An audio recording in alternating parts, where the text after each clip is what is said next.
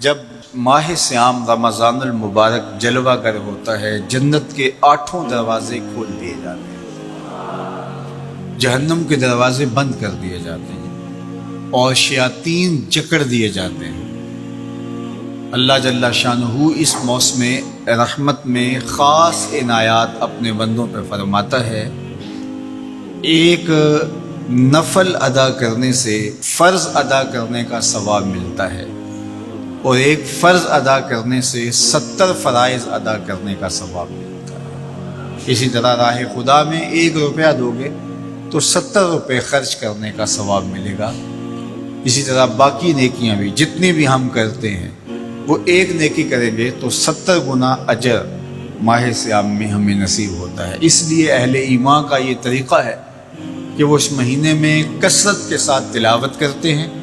کیونکہ ایک مرتبہ اگر قرآن مجید پڑھ لیا تو 70 مرتبہ قرآن مجید پڑھنے کا ثواب نصیب ہوا۔ ماہ سیام میں چونکہ شیطان بندھا ہوا ہوتا ہے تو ہم اپنے آپ کو نیکی کی طرف اگر لانا چاہیں تو اتنی رکاوٹیں نہیں ہوتی جتنی عام دنوں میں ہوتی ہیں، لیکن اس کے باوجود بہت سارے لوگ ہیں جو رات کو بڑا پکا ارادہ کر کے سوتے ہیں کہ میں صبح وقت پہ اٹھوں گا اور نوافل بھی پڑھوں گا اور نماز بھی ادا کروں گا، لیکن جب صبح ہوتی ہے تو انہیں یا تو جاگ نہیں آتی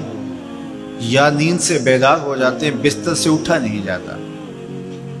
جبکہ وہی شخص انہوں نے صبح سبزی منڈی جانا ہو تو چھلانگ لگا کے اٹھتے ہیں اور سبزی منڈی پہنچتے بھی ہیں۔ سستی طبیعت کا کسل نہیں ہوتا۔ عمومی طور پہ ہم اپنے آپ کو بیمار تصور کر لیتے ہیں اور سستی اور کسل کا نام دے کر کے، بہانہ دے کر کے ہم کہتے ہیں کہ بس کیا کریں، ہم کو ارادہ کرتے ہیں روز لیکن ہم سے اٹھا نہیں جاتا، بس طبیعت اس طرح کی ہے، کسل ہے، سستی ہے۔ یہ بات ذہن میں رکھیے گا کہ ارادہ کرنے کے باوجود بھی صبح جب ہم اٹھ نہیں پاتے یا کوئی بھی نیکی کا کام ہم کرنے کا ارادہ کرتے ہیں تو ارادہ کرنے کے باوجود ارادہ ہی رہ جاتا ہے، ہم کر نہیں پاتے۔ تو اس کا سبب یہ ہوتا ہے کہ بہت سارے ہم گناہ کر چکے ہیں اور ان گناہوں کی وجہ سے ہم نیکی کی توفیق نہیں پاتے۔ حضرت حسن بصری رضی اللہ تعالی عنہ نے یہی وجہ اس کی بیان فرمائی ہے۔ تو اس کا بہترین طریقہ یہ ہے کہ توبہ کی جائے، اور توبہ بھی سچے دل سے کی جائے، رو رو کے اللہ سے گناہوں کی معافی مانگی جائے، اور سچے دل سے جب توبہ کی جائے تو پھر سارے گناہ نہ صرف مٹا دیے جاتے ہیں بلکہ ان کو بدل کے نیکیوں میں تبدیل کر دیا جاتا ہے۔ تو ماہ سیام کے اندر پختہ عزم کریں اور اس عزم کو عمل کی شکل دینے کے لیے سچی توبہ کریں کہ ہمارا یہ رمضان اس طرح سے گزرے، یہ مہینہ اس طرح سے بسر ہو کہ ہم اس مہینے میں اللہ تعالیٰ کی قربت حاصل کر لیں، ہم گناہوں سے پاک ہو جائیں اور ہم جو ثمرات ہیں، جو فوائد ہیں اس مہینے کے، وہ ہم سمیٹ سکیں۔ تو یہ وہ مہینہ ہے جس کے انتظار میں میرے اور آپ کے آقا و مولا اپنی آنکھیں لگائے ہوتے تھے اور دن گن گن کے وقت گزارتے تھے کہ ماہ سیام آ رہا ہے۔ تو اس مہینے کا عزت کے ساتھ، تکریم کے ساتھ، اعزاز کے ساتھ استقبال کرو اور اس کو پلکوں پہ بٹھاؤ، اس کو دل پہ بٹھاؤ۔ اس مہینے کی تکریم یہ ہے کہ اس میں ہر برا کام چھوڑ دیا جائے۔ اگر کوئی شخص برا کام نہیں چھوڑتا اور روزے رکھتا ہے تو میرے اور آپ کے آقا و مولا کا ایک فرمان سن لیجئے، من لم یدع قول الزور والعمل بہ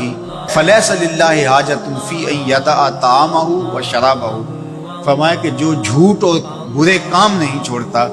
اس کے بھوکا اور پیاسا رہنے کی اللہ کو کوئی ضرورت نہیں ہے۔ تو روزہ خوراک بچاؤ مہم نہیں ہے جو چلائی جاتی ہے، بلکہ یہ تزکیہ نفس کا موسم ہے، باطن کی صفائی کا موسم ہے، اور باطن کی صفائی نہیں ہوتی جب تک ہم کوشش کریں۔ آپ کے بدن پہ بہت ساری میل چڑھی ہوئی ہے اور جمی ہوئی ہے بدن کے ایک ایک عضو پہ میل، تو آپ پانی میں چھلانگ لگا کے باہر بھی آ جاتے ہیں تو میل نہیں اترتی،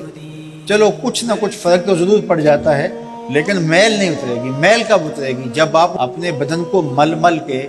اس کے اوپر صابون لگا کر کے اچھی طرح سے اس کو جب اتاریں گے محنت کوشش سے، تو پھر آپ کا بدن مہک جائے گا، ہلکا پھلکا ہو جائے گا، میل اتر جائے گی۔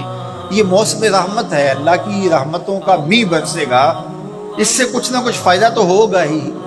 لیکن حقیقی فائدہ وہی حاصل کرے گا جو اپنے گناہوں کو مل مل کے دھوئے گا اور اپنے آپ کو صاف کرنے کی کوشش کرے گا۔ تو اپنے من کے میل اتارنے ہیں، اپنے باطن کے میل اتارنے ہیں،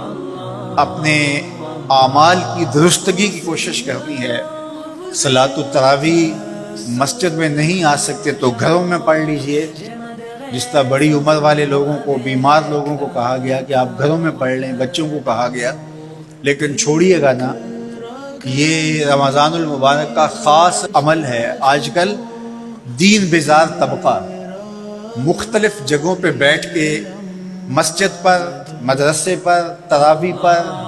ان چیزوں پر تبصرہ کر رہا ہے اور اتنا ہلکا ثابت کرنا چاہ رہا ہے ان امور کو، جس طرح یہ چیزیں ہوتی کچھ نہیں ہیں۔ جبکہ ماہ سیام کے قیام پر میرے اور آپ کے آقا مولا نے بشارت دیتے ہوئے فرمایا، من قام رمضان ایمانا و احتسابا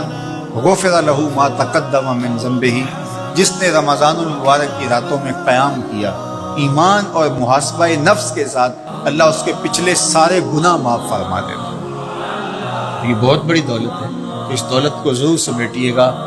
ضرور حاصل کیجئے گا، من کی ستھرائی، عفت اور پاکیزگی کا سامان کیجئے گا۔